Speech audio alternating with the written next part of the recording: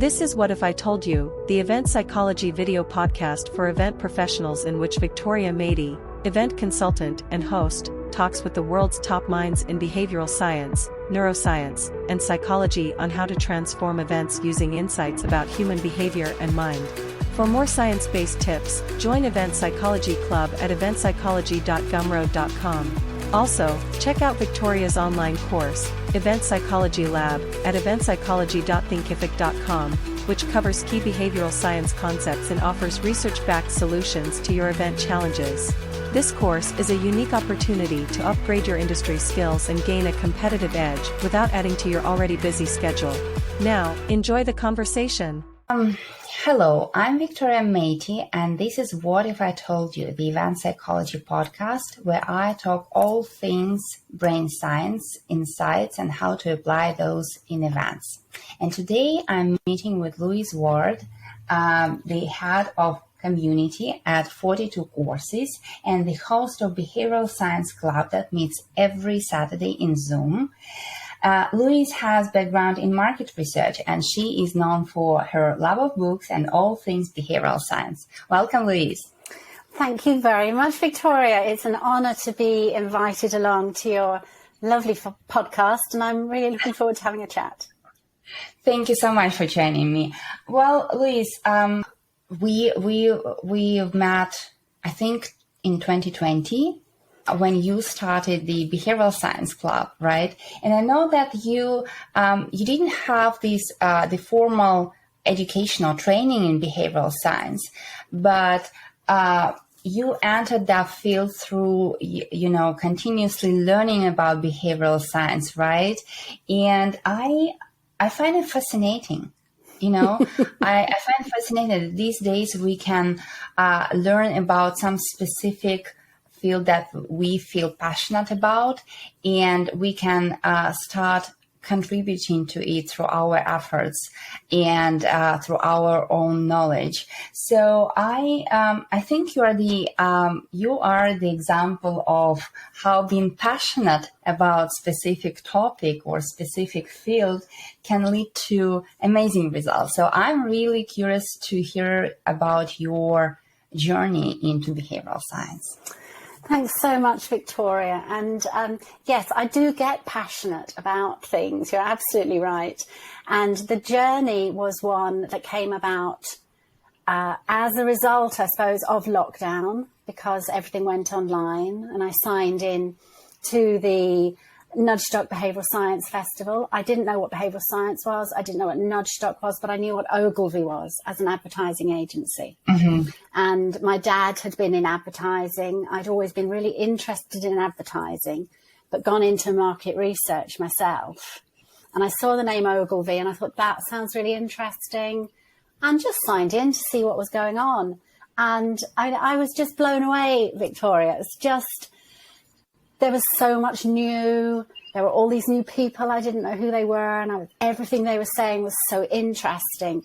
And it resonated with my professional interest in market research. I could see it was there was bits of that there.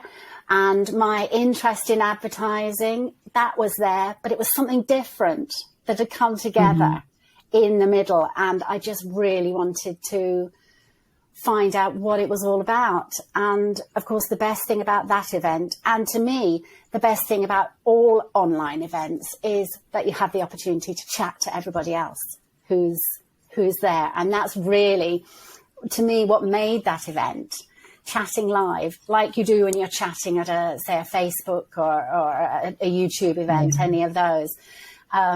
And that really sparked off the chat between all of us. It was great crack. You wouldn't believe it. People who didn't know each other and had just signed in, but still straight away, the rapport started up. And I'd put a link in there from LinkedIn where I had a list of the books of the speakers, which I just created for myself because, I love reading, Victoria. And my first reaction when I'm learning about something new is, who is that person and what have they written and can I read about it and how can I learn about it?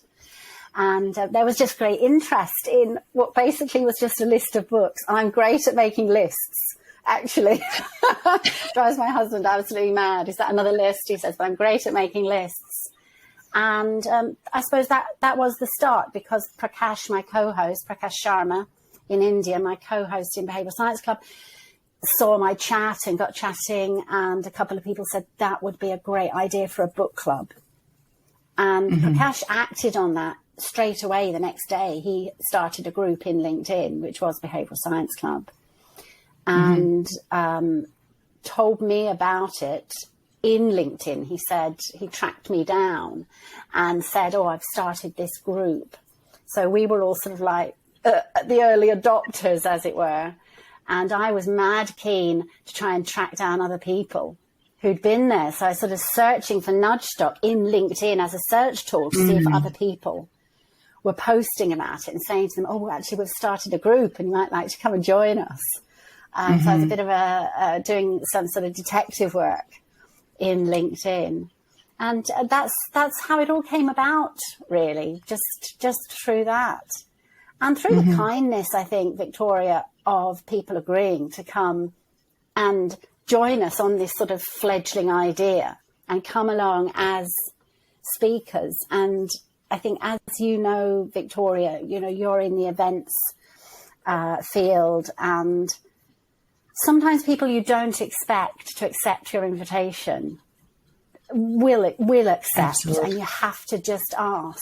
You have to just ask. And when people say to you, God, how did you get Cass Sunstein to come and speak at your group? I said, well, I sent him an email and I invited him.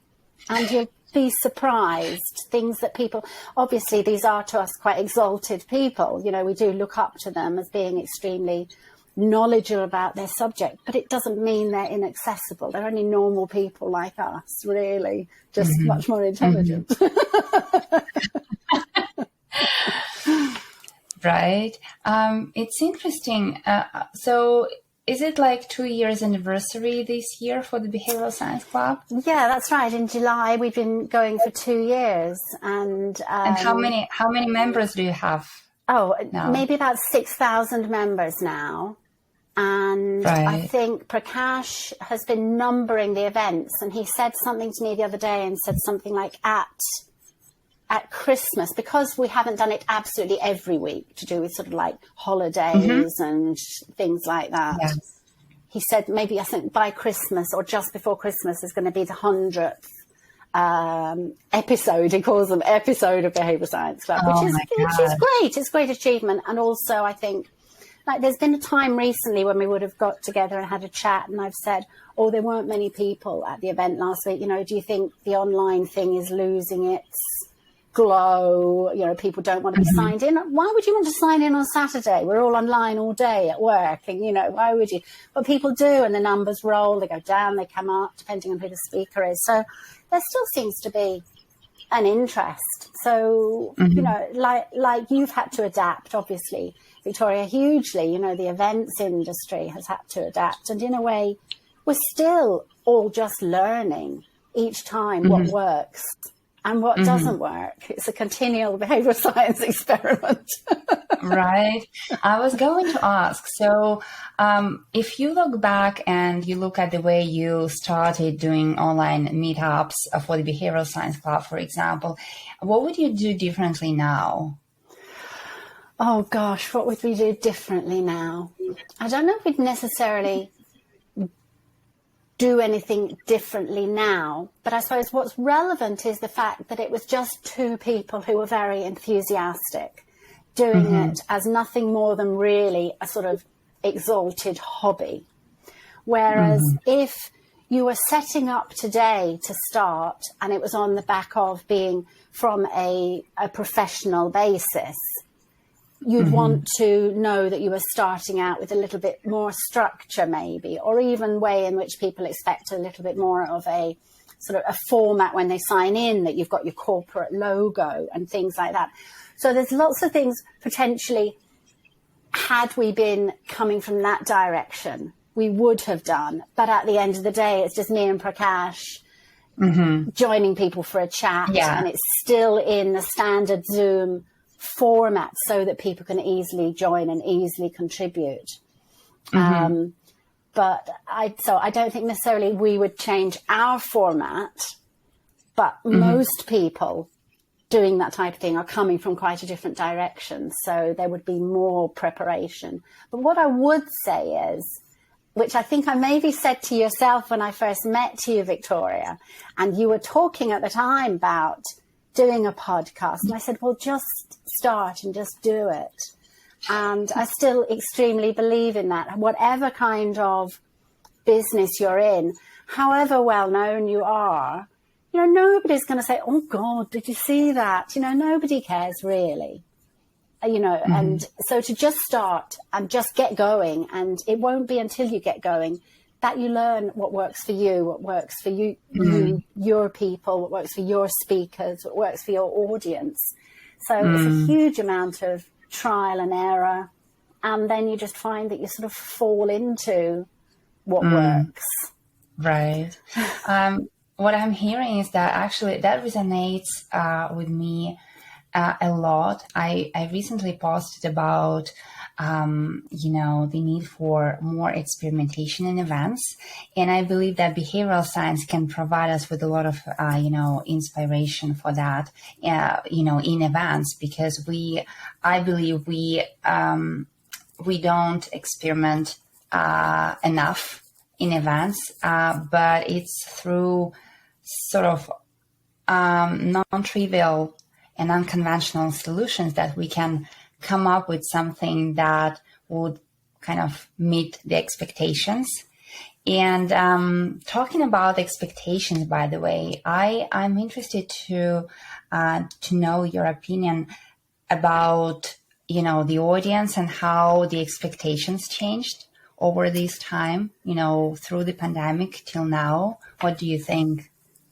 Yes, well, of course, we all launched into it and didn't know what was going on really. And what was so marvellous was that you could sign in and you could see for free Arianna Huffington sitting in her lounge talking to you just as a normal person. So I think it's been a great leveller amongst society.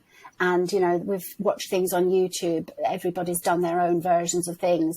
However, a lot of them have been famous people who've done things, I don't know, singing in their kitchen or whatever. And it's to that degree, I think it's been a big human leveller, and we're less into the fake and we're big into authenticity. We don't want somebody sort of prancing around in designer heels. Like, what are you doing that for? We're all just real human beings. And I think authenticity is a big thing. And just sort of going back to what you were talking about, the experimentation in events, absolutely. I mean, it makes everything more exciting. However, of course, you are working as an events professional, and I'm coming along and I'm paying you to do this for me. And as soon as someone says experimentation, like, oh, what? What do you mean? No, I'd rather you just did what works.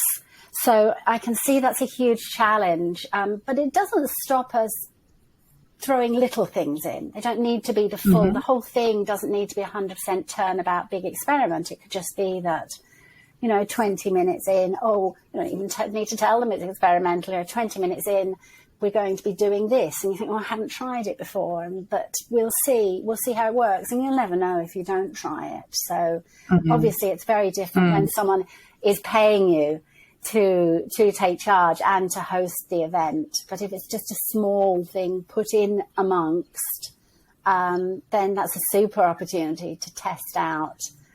Does it work if we try to play this game online, or does it work if we try to split into groups and then come back but do something different rather than just, so you won't know until you try.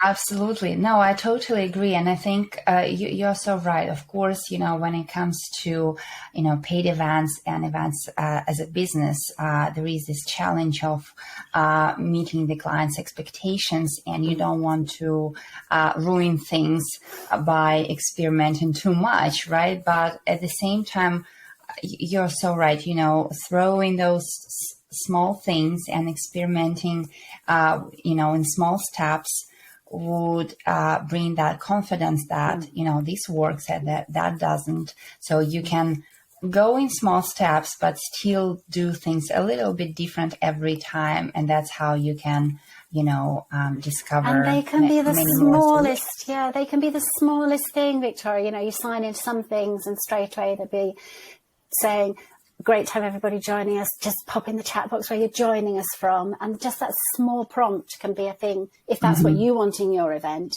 that small prompt can be a way to get them talking if you want that happening in the chat box.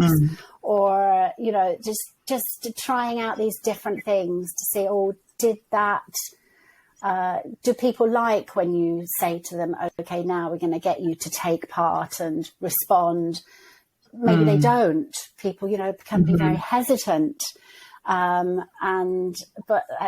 we say, you can't know till you try each of these events. And I suppose each audience is different, but we're all human and we all know the things that either make us scared or, or want to show off, maybe.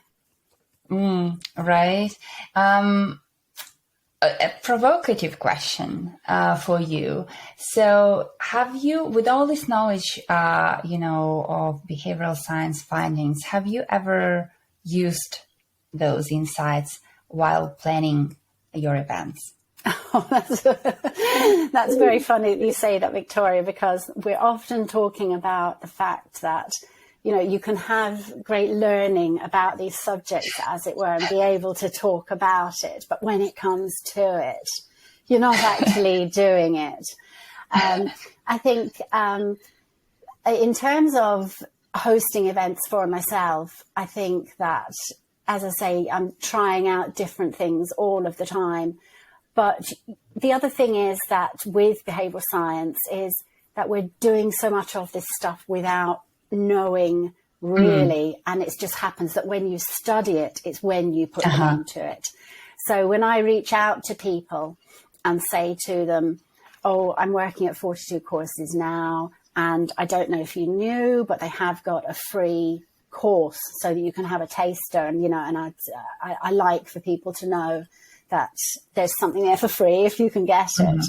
And if I was to put that little scenario into a text or in a blog post, you'd then go on to say, well, this is the reciprocity. I've reached out, I've said hello, I've given you something, and that has opened you up in terms of your goodwill feelings to me. And it may well be that you in the future can think, so Louise told me about that, I'll tell her about this. But it's not until we go to sort of recount the tale that it then becomes the explanation. And you may not even know you're doing it at the time. It is, at the end of the day, it is human nature, and it's the sort of the natural way to communicate. I would say, that's something that I see often in events, because a lot of event planners do or apply a lot of behavioral science, in events without knowing that they are doing it. And that's sort of, I think, a challenge. That creates a challenge because they think like, why would I need to know about all those concepts and about all the details? I have already been, doing that forever, like coming from my gut feeling, and that works. So what would you say to that thought, to that opinion? Well, I suppose the thing with this is that it's not necessarily just the actual event that we're talking about. It's before the event even happens, we've got to sell the event. So we can then bring our knowledge of behavioral science in terms of how to frame the pricing, how to lay out the different, maybe if there's different levels of pricing, we can use our understanding of behavioral science to know things like the way that people go for the middle price, or that if we frame something by a certain suggestion. So it's not only the actual event and saying, okay, great, here we are, what can we do when we get there? There's so much that comes beforehand where we can bring things in and even just be talking to them about, well, let's talk about the marketing of this event and how are you going to put it out. And maybe just by telling them something about the style in which they should set out the pricing, it's sharing your skill and your knowledge of behavioral science. So there's so much more to it than just the event. Absolutely. I cannot agree more. I actually claim that, what happens before the event and after the event is as important, if not much more important than the event itself, because you build that anticipation, you kind of create that experience even before it happens. And so that's how you set the scene for the event itself, right? The same happens after the event, because people go away and they just may not remember what you actually created for them, the experience that, for example, the learning experience that you created for them. If you don't do that right, they just go away and they never remember that, right? So they eventually that comes to how satisfied they are with this learning experience that you created for them, right? And so making sure that something happens post-event that sort of cements that knowledge or makes it more memorable for the audience, right? That's what makes the event stand out and makes it more efficient, and makes people come back, I believe. Yes, when we first started doing Behavioral Science Club, I'd say for about the first good sort of 3 or 4 months, I was just so grateful anyone was signing in. I thought, this is great, people are joining us.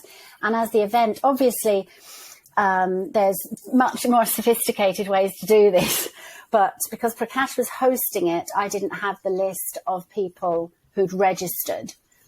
But again, as you know yourself, you can have 100 people, 200, 300 register, but when it comes to it, maybe 40 people sign in. But I was just each week, as the event was going on, I was scribbling furiously in my notebook the names of all the people who were there. And it might be that 2/3 of them were people who were in our LinkedIn group in Behavioral Science Club, but other people had just found the link somewhere and had joined us. And then, so that would be the Saturday. And then on Monday or even Sunday, I'd then start finding these people and sending them a message.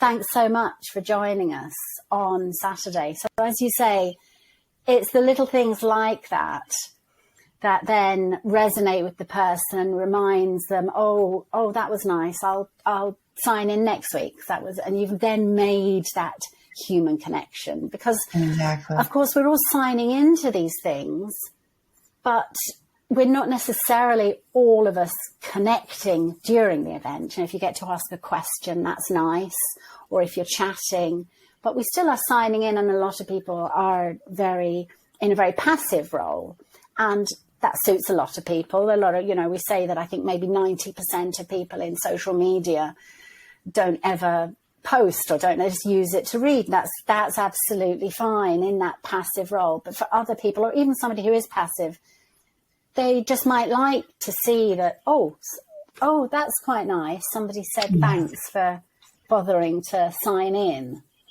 So again, as I say, these things are all experiments. We don't ever know, really. That's half the thing. It's because you're not tracking them as you would do, say, in a traditional market research way. We can't know which of the things that are successful or not when it's just so sort of amateurish and sporadic like this, not like a special campaign, a tract and all things like that. Yeah. But I think at the same time, you as you say, mentioning before, gut feeling versus behavioral science versus, having it down. We want to know things scientifically. Of course we do. We want to know things scientifically and see when, research projects have been done, the big projects that they do in academia. We want to see the science behind it. But that doesn't mean we can't do our own little things and just be practicing it. It doesn't mean it's out of our reach. Yeah, it's a combination, I guess, right? That wins. And I'm glad you mentioned, human connection. And I believe, this is the basis for developing a great community. And I feel like you have a natural talent for developing a community. And I wanted to ask you about, from that experience that you had or you're having with Behavioral Science Club and in your new role, what are your takeaways for the event professionals who want to develop a community out of their event? Yes, developing community. Now, I will say in advance, I have got a long habit of gathering people together. As a new mother, I gathered together, I had a new mothers group, and we all went round from house to house with our little sort of new babies, all learning from each other because we didn't know what the heck we were doing. And when I moved to Ireland, there was no toddler group in the town that I arrived in. So I just started a toddler group and started gathering the flocks in. So I had a toddler group. And I've always been involved in things like when my children were in play school, I was very heavily involved with the committee. So I kind of like these things where you have groups of people that have this, all have this inherent interest. And I think that is the key to the whole thing. We can't just have hundreds of people gathered together with all telling different stories. The inherent thing has got to be that we've all got this interest in common, be it that we don't know how to deal with 3-month-old babies, or is it that we need another mother to talk to whilst our 2-year-old builds blocks. And at the other extreme where we've come to now, which is that the group of people in Behavioral Science Club, however many thousands of people they are, when they come together on the Saturday in their smaller numbers, a sort of 40 or 50, we've all inherently got that interest in common, however wide the field is, because we know the field is covering all different industries and so many different disciplines, anthropology, psychology, sociology, but we've all got that core thing in common. And so you'll see that importance when you're in your events, whatever the subject is that everyone's coming together for. And that's your sign. This is sort of the core thing. That's your, the rock in the middle that's going to really hold everyone tight together and always, I suppose, be drawing back to it. Mm-hmm. But it seems like, a lot of events are struggling. So the teams want to create that community, but something is missing. It seems like that. Well, so is there any, secret source or... I think there's no secrets. Yeah. Now, if you go into, let's say another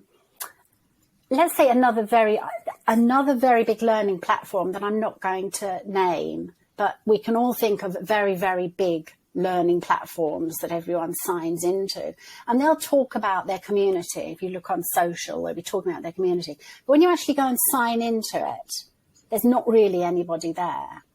And I think we all have this little bit of this sort of fear of putting ourselves out there. Even if I set you up a group, people are, oh, should I write that? Or, oh, should I put that in there? Or what will they think of that? And you have to do, as a community leader or a community facilitator, whoever you see yourself as, have to just do your best to help people along the way to come out of themselves. And you'll just find that you're doing that over and over again, saying to people, oh, do feel free to post, and as soon as someone responds, you're going to respond back to them because they're nervous. They're like, oh God, I wonder did that go up okay? Or, and it's a little bit like a lot of different, all sorts of fears, right? That people may be... There's a lot of fears. What's someone going to think? And the fact is, people talk to me as well about, at the end of the day, LinkedIn itself is a community. And as we were saying before, some people post and some people don't. And you'll talk to people, they're like, oh, yeah, I've always thought about writing an article and putting it out there. Or I'd be like, oh, God, but, I don't know. And like, the truth is, unfortunately, most people won't read it. So it really doesn't matter. And this is what you just have to say to yourself is we are so much more conscious of what we're doing than everybody else. And most people haven't seen it. That's the sad truth. Most people won't see it. And I say, well, so what? I might go into LinkedIn after this and pop a little post in with a screen grab and say, oh, I had a great chat with Victoria. And then I see maybe a week later, I don't know, only a few people have read it. Just take it down. It just doesn't matter. Take it down, or just accept that only a few people read it. It's made no difference to us. Just people just have to go for it. It's not necessarily confidence. It's just seeing that most people don't care. And again, that's the tail end of it. When I say when you're a community supporter, whatever you call yourself, if somebody does go out there, make sure you get onto it and either respond to them if it's in a post or in whatever way they have put themselves out there. Just give them the confirmation that they've done the right thing and it was worthwhile them doing it. And who knows, they might then do it again. And then they might tell somebody else, oh, there's this great group here. It's really fun and there's nice people and they put things up and they do these events, So it's like an agony aunt, really, isn't it, Victoria? Oh, yeah, absolutely. That brings up my next question about the online networking versus in-person networking. And I'm curious to hear from you. What do you think about, networking online? Does it work or it doesn't work? Why? What can we do to make it work better in terms of, networking at events, for example? Yeah, I think we had a little chat about an event that I went to, Victoria, very sort of early in when things were opening up, and I came back and said how absolutely awful it had been and how much it made me realised how I liked online events. And of course, we'd had 18 months or so of only being able to meet with people either by setting up a Zoom call or by chatting with them in chat boxes or by messaging them in various formats. And all of a sudden it's like, oh, great, I can go along in the evening to this room by the pub and everyone's going to be there.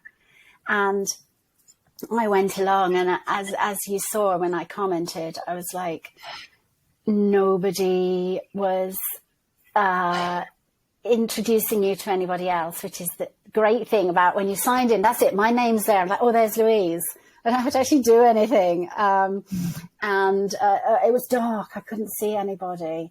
And it was just very badly organized. Now, it was a particularly badly organized event, but it made me realize how important all of the things are in an in-person event to put your attendees at ease.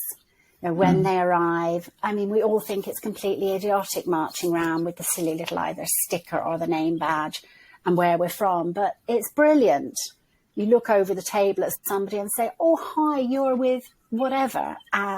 What do you do there? You don't need to be introduced. It's all just there. So these little things, when they're taken away from you, you start to realize how important they are. And I've been to great events like that, where you've got your flipping silly name badge, and they've got people nominated to move around the room. And when they see someone arrive, like myself, on my own, if I'm not the type of person who's happy to just stride up to a complete stranger, that they'll come over to you and start to engage you. I think it's so, so important. Those network facilitators in an in-person event when it's a big event like that, because again, I'm a confident person. I know why I'm going to this particular event, but walking through the door can be absolutely terrifying.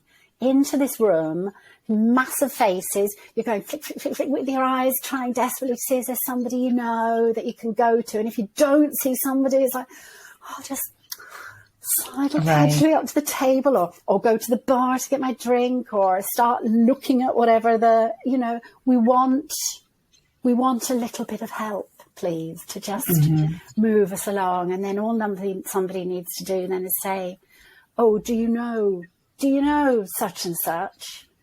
Oh, you don't.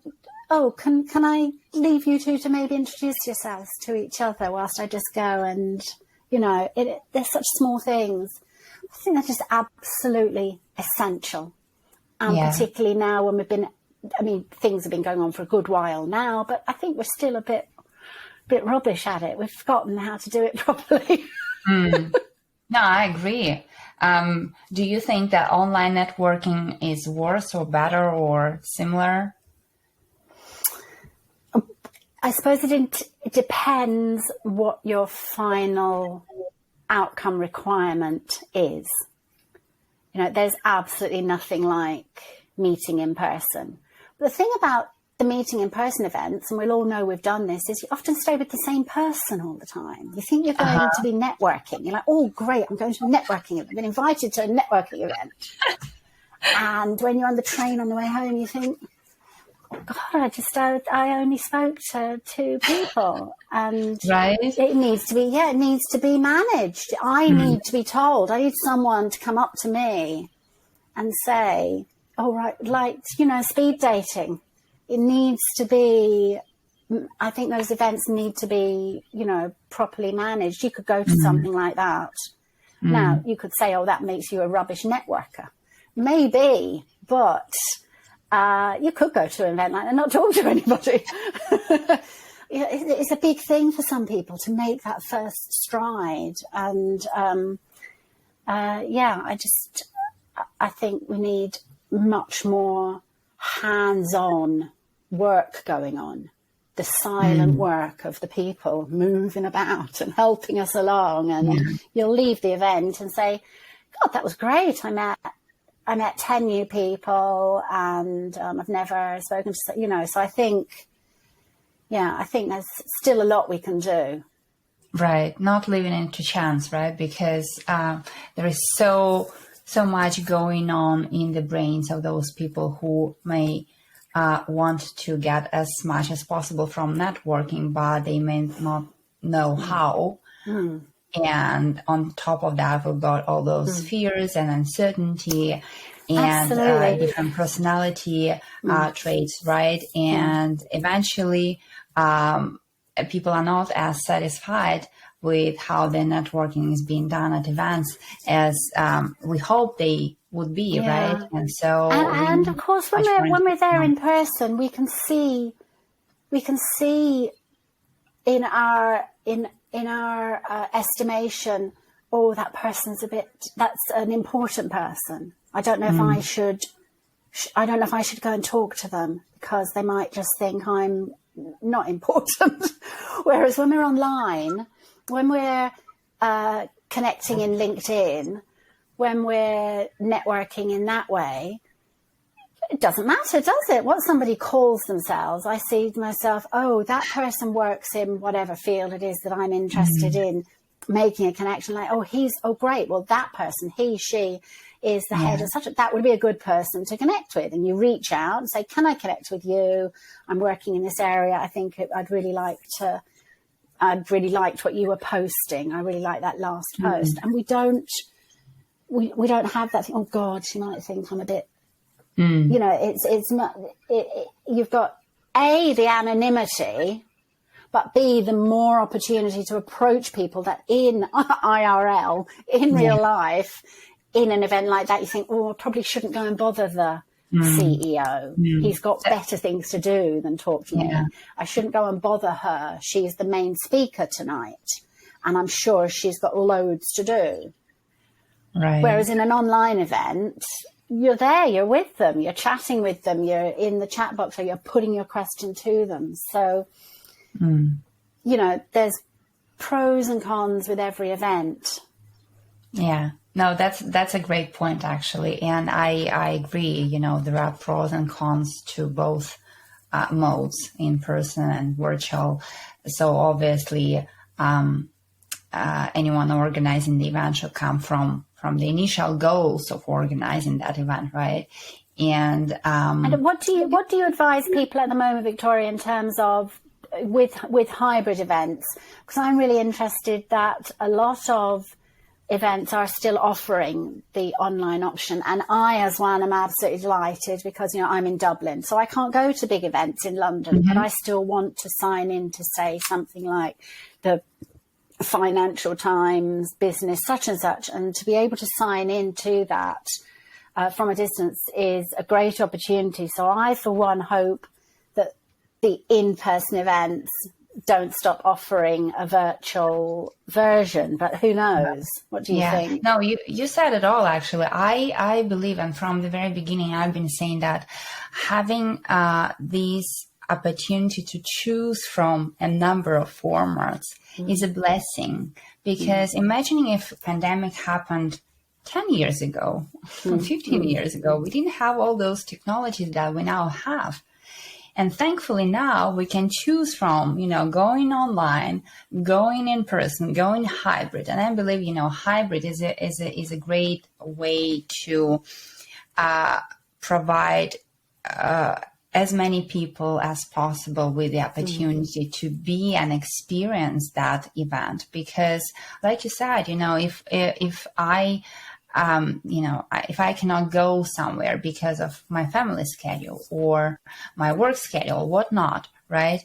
I still will be having this opportunity to attend an event and to learn or to network,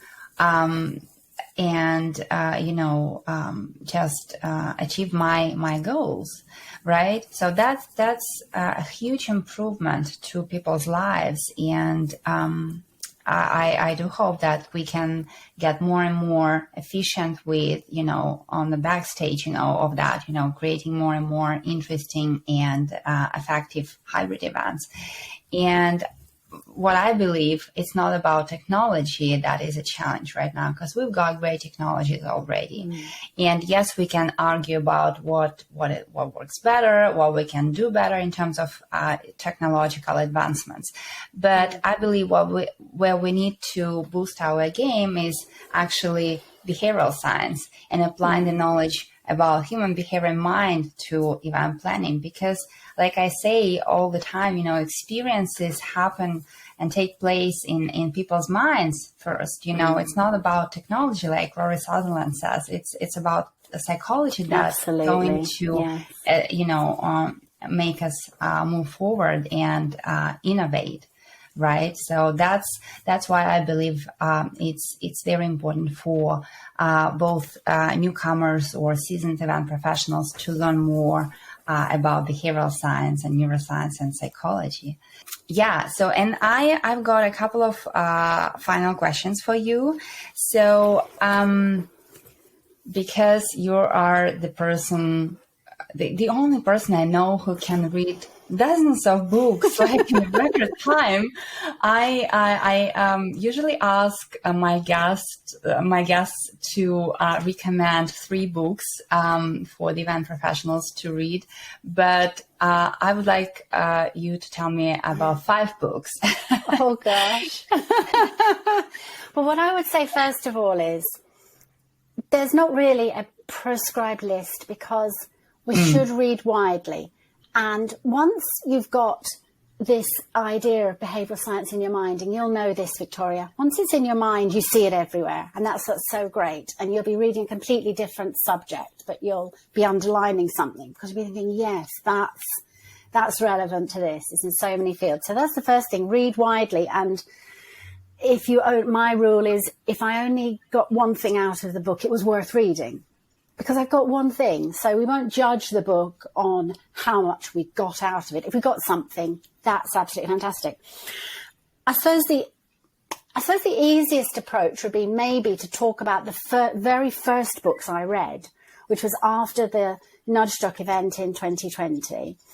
And I'd signed into the event, as I said. and all these amazing speakers. And then also advertising at the event was 42 courses, which is how I then started learning with 42 courses, and did the very first course, the behavioral economics course, just set me off on my journey and passion, as you say, for the subject. And I mean, I've subsequently done all of their courses, and obviously I work for them now. I didn't then, but for me, it was a fantastic learning experience. But the very first books that I read was, as I said, a result of Nudge Doc, and I read Rory Sutherland's book Alchemy, which is a fantastic read. You don't need to have any interest in behavioral science, because it's just his voice is so present in the book. He's a great storyteller, and it's the type of thing where once you've read the story, you want to, like when you read a good story in the newspaper, you're like, oh God, did you know such and such? So when you read Rory's book, you'll be telling everybody, you know, the Red Bull story, about how everybody thought in the test, thought it tasted absolutely disgusting. And you'll love these loads of little nuggets of great information that he tells you. And at the same time, of course, you know, you're learning so much about the basics of behavioral science. So that's a beautiful way to learn when you don't really realize that you're learning. So that was the very first book I read. And then a very practical book in terms of behavioral science is Bree Williams' Behavioral Economics. Bree Williams does these absolutely fantastic, you know Bree, I think you've had her on the show. Yes. Bree does fantastic videos on her YouTube channel. I think hers are the best videos. She's so unique in her style and tells everything with a great fun attitude. And obviously her book is a little bit more serious, but it offers huge amounts of advice, models, layouts of templates, and really, really practical advice for bringing behavioral economics learnings into your business, whatever your business. So that was the book I read in terms of the practicalities. Now, in terms of understanding the psychology behind the subject, a great book, again, which I got from that first event, is Hooked by Patrick Fagan. And Patrick Fagan is a behavioral scientist, and his book is great for bringing in all the details of the psychology, which is obviously his specialized subject, the psychology behind a lot of the things that we do, and brings in all the rules of influence from Cialdini. And so that's a great book for the psychology. Of course, you have to read the classics like Nudge and Thinking Fast and Slow. But then if you want a little bit of an alternative slant on things, again, from this first Nudge Doc, Adam Ferrier's book, which is called, what is it called? Stop Listening to the Customer. Yes. Is a little bit of a controversial title, which then as you go on to read, it's not exactly what he's saying, but very much talks about, well, if it was up to the customer, all our cars would be the same color. And, you know, it goes into the whole thing of us not knowing ourselves. And there's some great arguments. Adam Ferrier, again, is psychology trained and has a great sense of humor. So it's a really sort of a diverse set of books that sort of go in to tick all of the boxes. Oh, and obviously in with the classics, Predictably Irrational by Dan Ariely. So there's the core texts, the Nudge, Thinking Fast and Slow, and the Predictably Irrational. And then these sort of newer books, which bring in all the different slants to the subject. Yeah, absolutely. How about that, Victoria? Oh, that's brilliant. Does that tick all that? Oh, what about BJ Fogg's Tiny Habits? Now, the thing about that book that's fantastic, do you like that one, Victoria? Yes. The thing I like about that is when he tells these stories like when you're going to brush your teeth, this could be when you get down and do 5 press-ups in the bathroom. Yeah. They're always, you know, it's a bit of a silly suggestion, but what the concept that you could just adopt a little thing. It might be that, set your alarm to take a drink of water. Or these, maybe it doesn't work, but it puts the whole concept of how we adopt habits.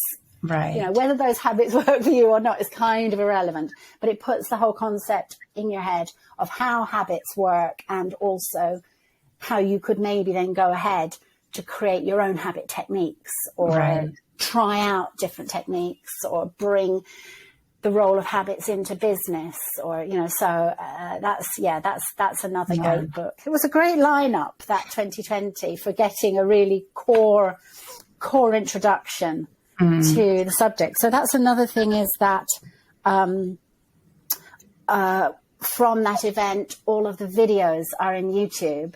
And once you start looking for 2020 nudge stock, and of course the newer ones that have come since 21, 22, you then begin to realize, oh, crikey, goes back to 2016. There's hundreds of videos watching people doing their talks. I mean, what a privilege, really, to be able to watch all these amazing caliber of speakers giving their talks, seeing the presentations, and being able to, whatever you do for yourself, whether it's taking notes or thinking, I want to find out about that person, and then looking them up, or buying their book.